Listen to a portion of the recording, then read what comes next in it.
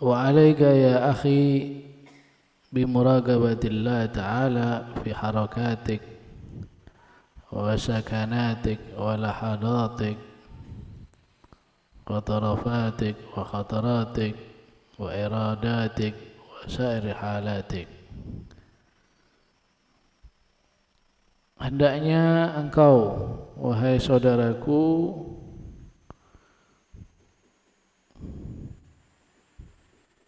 untuk muraqabah, merasa diawasi oleh Allah Subhanahu wa taala.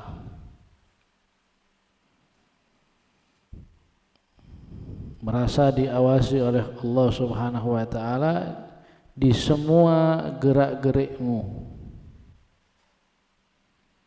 dan ketika diam dan di semua waktu-waktumu, detik-detik waktumu, dan setiap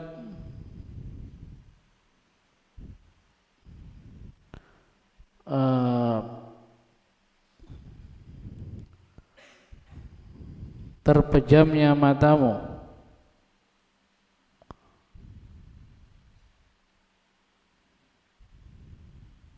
apa namanya ini, mata kedipan matamu, setiap kedipan matamu dan semua lintasan hatimu dan semua keadaanmu, yakinlah bahwa engkau sedang diawasi oleh Allah Subhanahu wa taala.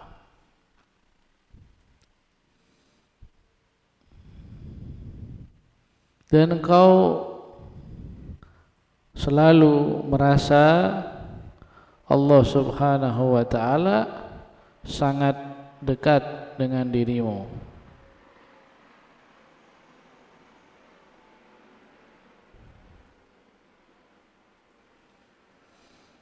Dan ketahuilah bahwasanya Allah Subhanahu wa taala selalu melihat pada dirimu. Dan tidak ada yang tertutup, tidak terlihat oleh Allah Subhanahu wa taala tentang dirimu.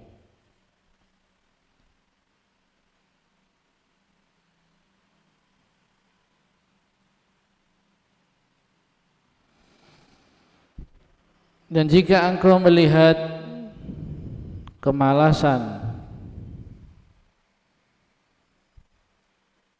dari beribadah kepada Allah atau kecondongan dirimu kepada maksiat, maka ingatkan dirimu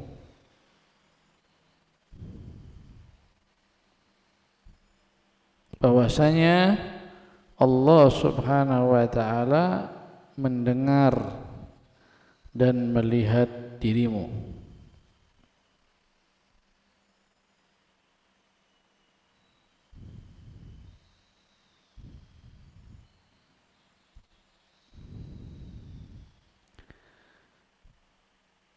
Jika seandainya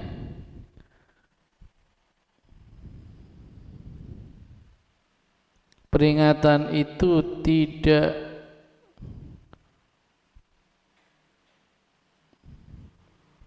berguna, peringatan tersebut tidak digubris, gak bermanfaat, sudah diingatkan berkali-kali bahwasanya Allah itu melihat dirimu, mendengarkan kata-katamu. Allah Subhanahu wa taala tahu gerak-gerikmu, bahkan lintasan hatimu Allah tahu. Sudah diingatkan seperti itu, tapi kadang-kadang masih mengabaikan. Kadang-kadang masih mengabaikan.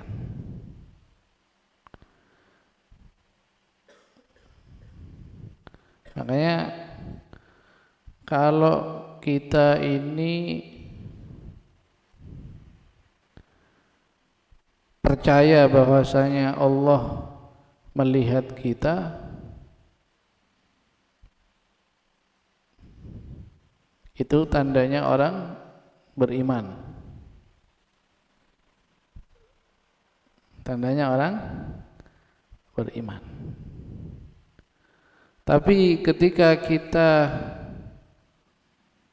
ditanya, apakah engkau meyakini bahwasanya Allah melihat dirimu? Kita bilang ya.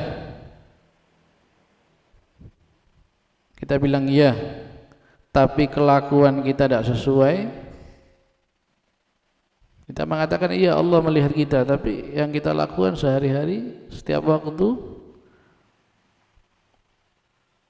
tidak seperti orang yang merasa dilihat oleh Allah. Kan ada riwayat nanti itu, bagaimana sih caranya takut kepada Allah itu? Yaitu kau takut kepada Allah itu seperti engkau segan ketika dilihat oleh orang soleh di sekitarmu. Paham ya?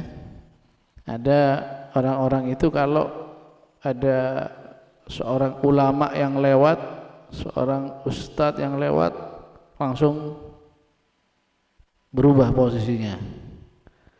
Yang tadinya pakai handset langsung lepas handsetnya. Yang tadinya telepon dengan perempuan langsung dimatikan teleponnya. Kenapa? Karena ada gurunya, ada ustadznya, ada ulama. Bahkan kalau satu mobil dengan salah satu ustadz, ya, orang soleh, luar biasa, dia ghaddul basar, menundukkan pandangan. Tadi gini, kok subhanallah pas sama ustadznya sama gurunya ini pas yang lewat bagus-bagus. Dalam hatinya begini, oh, ini saking sama ustadz ini khosaro. Coba enggak saya bisa lihat. Jadi enggak lihatnya ini gara-gara sungkan sama ustadznya, sama orang soleh. Kalau seandainya enggak ada, dia melepas pandangannya. Nah, takut kepada Allah itu seperti itu. Kamu segan, sungkan. Kenapa? Karena dilihat sama Allah. Karena dilihat oleh Allah Subhanahu wa ta'ala.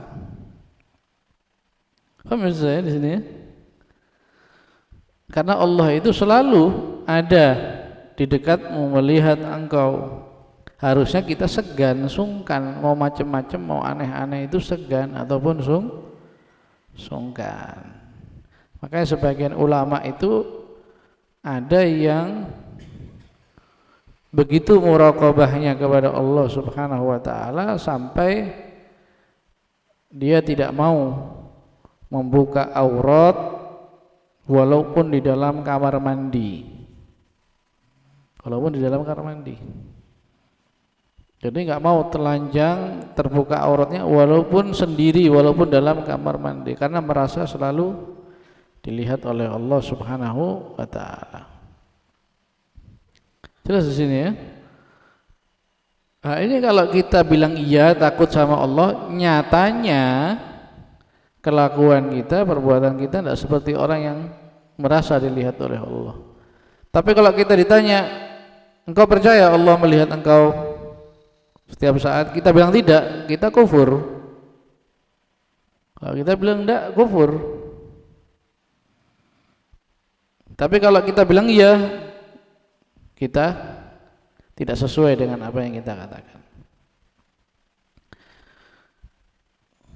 Nah, terkadang peringatan seperti ini tidak digubris. Karena memang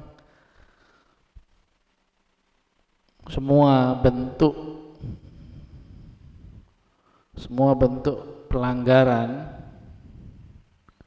ya, semua bentuk dosa itu kalau tidak dihukum secara nyata,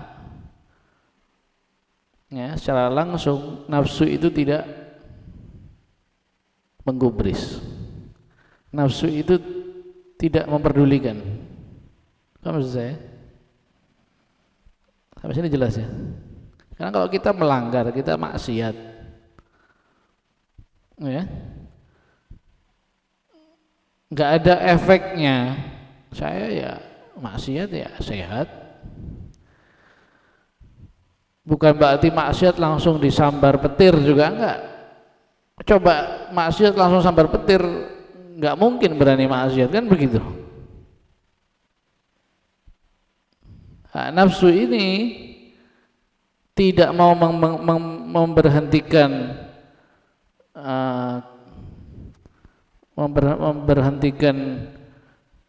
kelakuannya, keburukannya, kecuali dengan hukuman. Makanya di kitab Ihya itu ada muraqabah, itu setelahnya ada tingkatan-tingkatannya. Ada musyaratah, ada mu'atabah, diberi syarat, ditegur, sampai nanti dihukum, sampai dihukum. Karena kalau nggak dikasih seperti itu, dia semakin liar. Sama seperti kita, anak-anak kita, kalau seandainya murid atau anak itu nggak ada hukuman, nggak ada teguran, pasti akan semena-mena. Paham saya? Akan semena-mena. Kalau seandainya nggak ada itu, jangan harap sudah menang dengan hawa nafsu. Kalau nggak ada hukuman, nggak ada teguran, jangan harap menang melawan hawa nafsu. Makanya banyak sufi-sufi itu yang punya target-target, punya hukuman-hukuman yang dibuat sendiri. Saya kalau melakukan ini, hukumannya ini. Alaitu alaiki alla ta'kulat tamr isrina sana. Kalau ada seandainya dia melakukan kesalahan, pelanggaran, saya berjanji, saya akan menyiksa engkau wahai nafsu dengan tidak makan kurma selama 20 tahun. Kapok sudah nafsunya itu. Ada yang enggak mau makan garam selama sekian tahun. Ada kesalahan sedikit, kesalahan, dosa, dibayar dengan puasa setahun. Nah, kalau sudah kena hukuman-hukuman seperti itu, nafsunya tunduk, kalah. Dan satu lagi, nafsu tadi ini tidak akan berani lagi menggoda lagi, nggak berani. Kenapa? Karena hukumannya berat. Dan bagi nafsu tadi rugi, saya jatuhkan ke dalam satu maksiat, tapi hukumannya nafsunya yang ditundukkan dengan hukuman yang berat. Nah, itu baru berhasil. Kalau hanya sebagai begini saja, jatuh dalam dosa, insya Allah saya tidak ulangi lagi, balik lagi besok insya Allah saya tidak akan ulangi lagi, balik lagi, sampai seterusnya kayak gitu. Tapi kalau ada hukumannya, saya melakukan kesalahan ini, saya harus puasa sehari. Nah itu, di situ mulai nafsu akan mengurangi godaannya.